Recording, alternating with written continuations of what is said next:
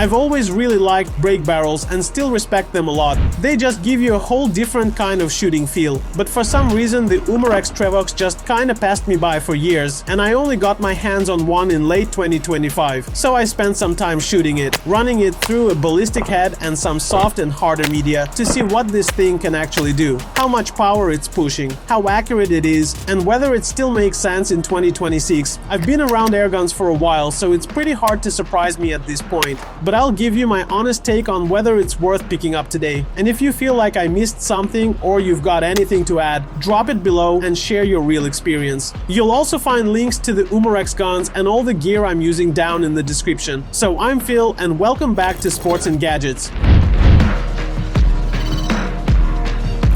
The first thing I noticed is the cocking effort. For a small pistol, it's actually pretty solid, right around 25 pounds. It's not overly heavy though, it actually feels nice and controlled. That's because it uses what they call turbo nitrogen technology. Instead of a traditional steel spring, you've got a sealed gas ram filled with high pressure nitrogen. When you fire, that compressed gas expands and drives the piston forward, which compresses the air and pushes the pellet out. Along with a slight bump in power, it also gives you less vibration. The recoil feels smoother and you get more consistent shot-to-shot performance. And it's surprisingly quiet. This is definitely something you can shoot in the backyard or even in a basement without it feeling excessive.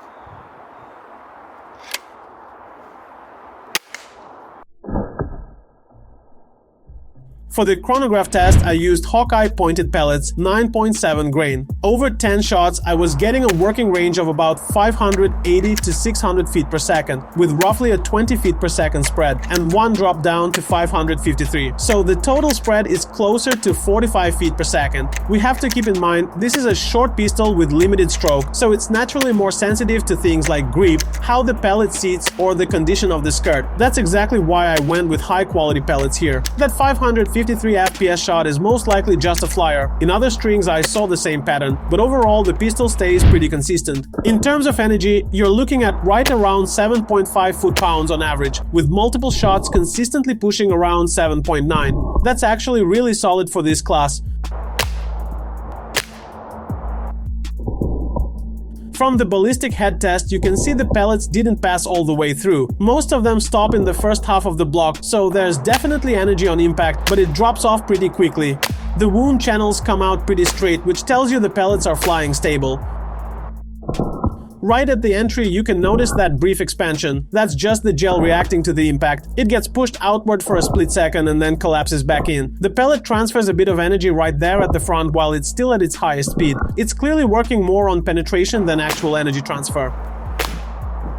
At the same time, for a small 177 break barrel, this is completely normal performance. And one thing I really liked, even with the stock sights, the pistol shoots very clean and consistent.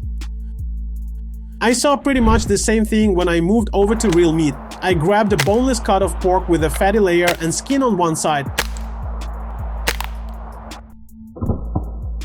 With a single layer, the pellet goes straight through it with no problem. Clean entry, straight path. Skin is the real barrier here. If it punches through clean without slowing down or deforming, that tells you the gun has enough speed and consistency to get through that first layer without really working for it, like fighting the material.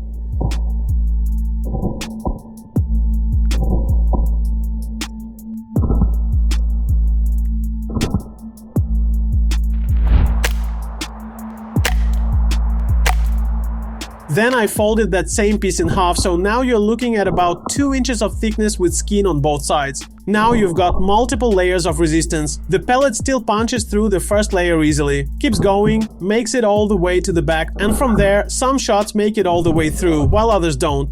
On the ones that do, you get a full pass-through.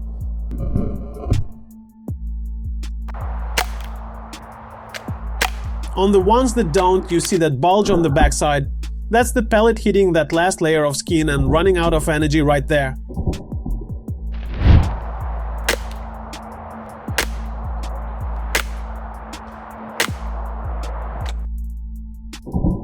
On Melon and Pumpkin, the pistol did a pretty solid job. With the Melon, it goes straight through every time. You get clean entry holes, the pellet just piercing through easily, so there's almost no energy lost on the surface. On the exit side, you get larger torn openings with visible cracks. The Melon is soft and doesn't offer much resistance, so the pellet carries its speed all the way through and dumps what's left right at the exit. So in softer material, the Trevox does a solid job of carrying energy all the way through.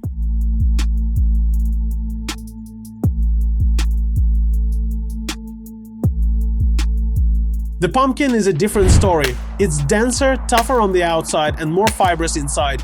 The pellet loses more energy on entry, slows down more as it goes through, and by the time it reaches the back, it's basically running on what's left.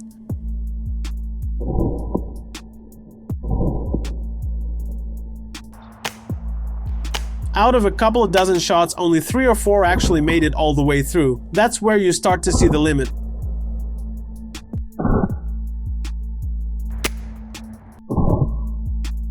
That said, it still surprised me in a good way. Getting full pass-through on something as dense as a pumpkin at all is pretty solid performance for this class.